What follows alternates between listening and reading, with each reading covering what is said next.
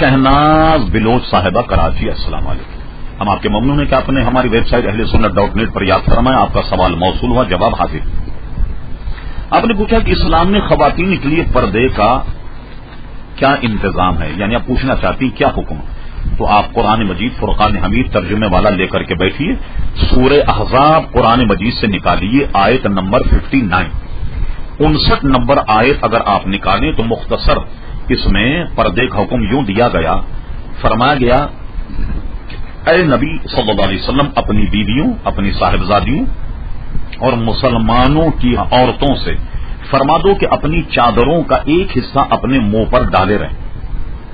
یہ اس سے نزدیک تر ہے کہ ان کی پہچان ہو تو ستائی نہ جائیں، اور اللہ بخشنے والا مہربان، یعنی پورے بدن کو بھی چھپانا ہوگا اور چہرے کو بھی چھپانا ہوگا،